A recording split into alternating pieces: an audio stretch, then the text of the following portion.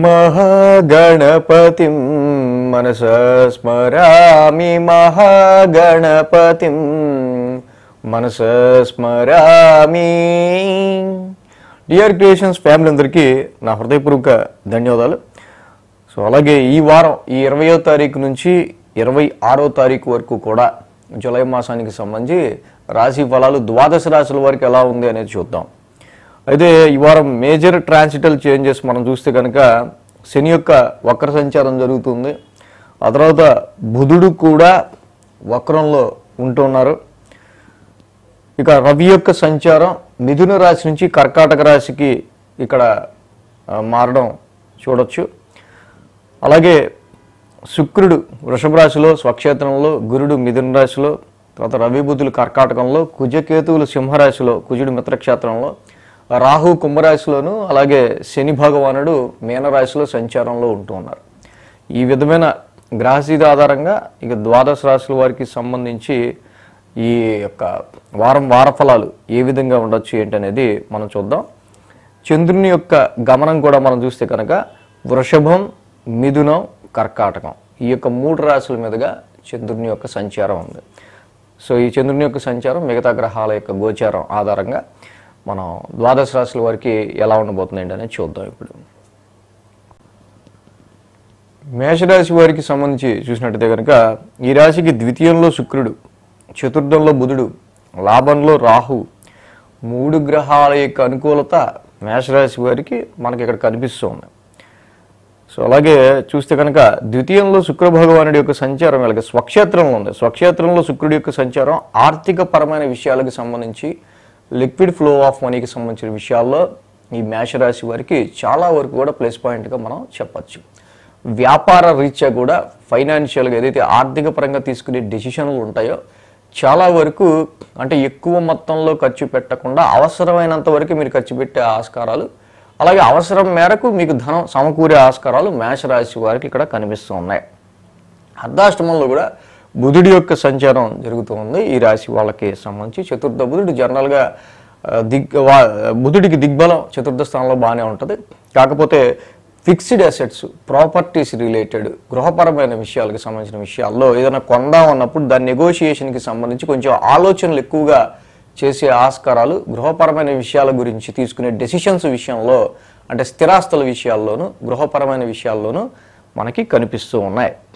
అలాగే లాభంలో రాహు, నేను ముందే చెప్పా మేషరాశి వారికి అద్భుతంగా యోగిస్తున్న గ్రహం ఏదైనా ఒకటి ఉందంటే అది రాహు భగవానుడు.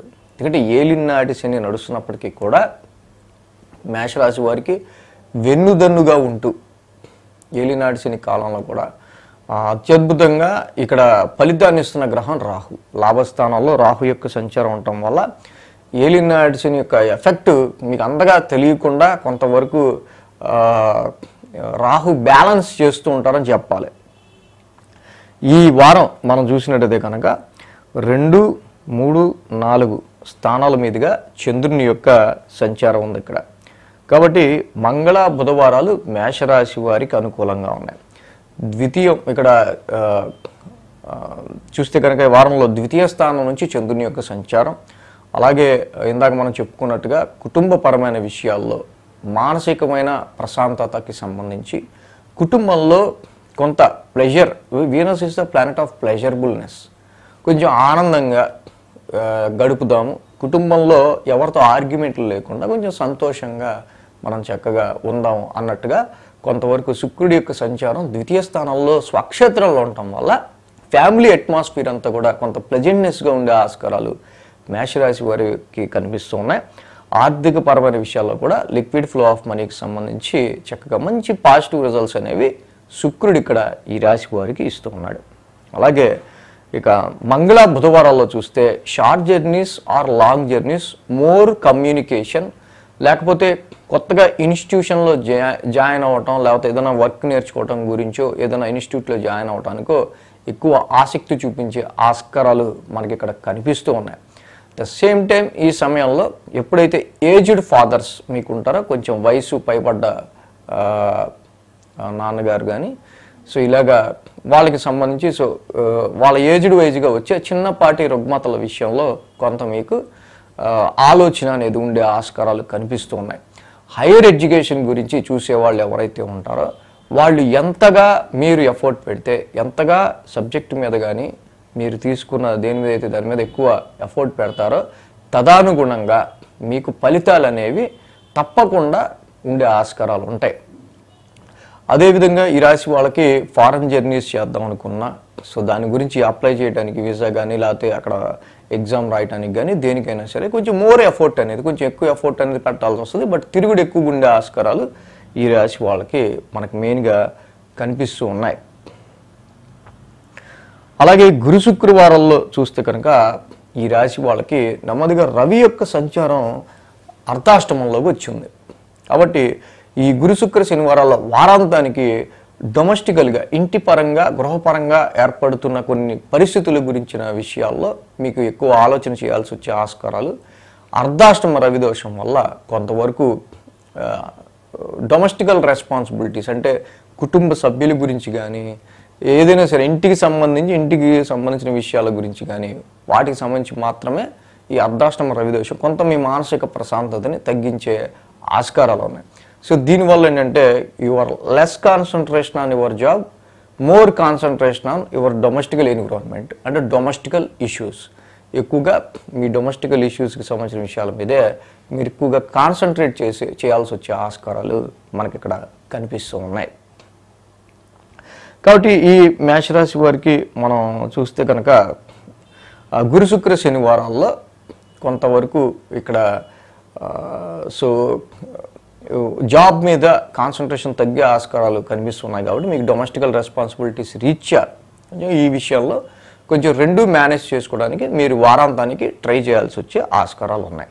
వివాహ సంబంధాల గురించి చూసేవాళ్ళు ఎవరైతే ఉంటారో చూస్తే కనుక వాళ్ళు తప్పకుండా వాళ్ళ ఫ్యామిలీ నుంచి కనుక మీరు వెతుక్కున్నట్లయితే ఫ్యామిలీ నుంచే సంబంధాలు ఎవరు త్రూ అయినా సరే కొంచెం మీకు అక్కడ వచ్చే ఆస్కారాలు కూడా మేషరాశి వారికి మనకు ప్రత్యేకంగా కనిపిస్తున్నాయి.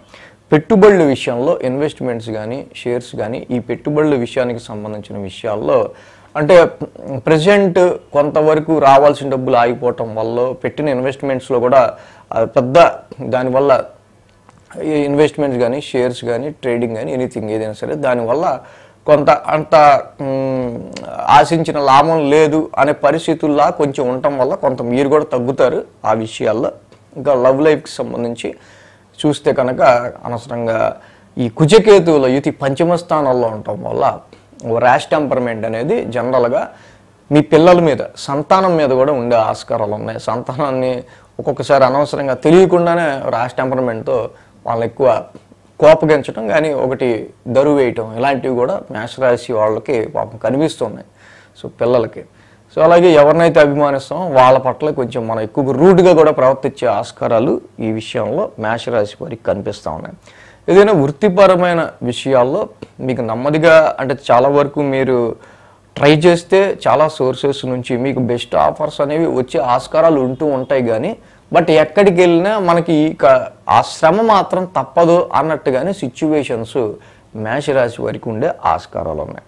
కాబట్టి ఈ మేషరాశి వారికి మెయిన్గా మనం ఈ వారం చూసినట్టయితే కనుక అర్ధాష్టమ రవి దోషం వల్ల స్థిరాస్తుల కొనుగోలు విషయంలో ముఖ్యంగా ప్రాపర్టీస్ కొనుగోలు విషయంలో అంత కంగారు పడకపోవటం మంచిది, అంత త్వరపడకపోవటం మంచిది. సో కొంచెం నెమ్మదిగా ఆలోచించుకుని నిదానంగా అన్నీ కూడా చూసుకుని ఏదన్నా చేయటం మంచిది. కాబట్టి అర్ధాష్టమ రవికి మాత్రం జపాకుస్మ సంకాసం కాచపేయం మహద్యతిం తమోరిం సర్వ పాపగ్నం ప్రణతోస్మి దివాకరం. చక్కగా రవి నవగ్రహ శాంతి మంత్రాన్ని చదువుకోండి. ఆదివారం పూట చక్కగా అక్కడ తప్పకుండా శివాలయానికి వెళ్ళి శివాలయానికి అభిషేకం చేసుకోవటం కానీ అలాగే డైలీ శివాలయానికి వెళ్ళినా కూడా ఇంకా మేషరాశి వారికి ఇంకా మంచి ఫలితాలు అనేవి ఉంటాయి. ఈ వీడియో కనుక మీకు నచ్చినట్లయితే లైక్ చేయండి, షేర్ చేయండి. మరిన్ని అప్డేట్స్ కోసం సబ్స్క్రైబ్ చేయడం మాత్రం మర్చిపోకండి.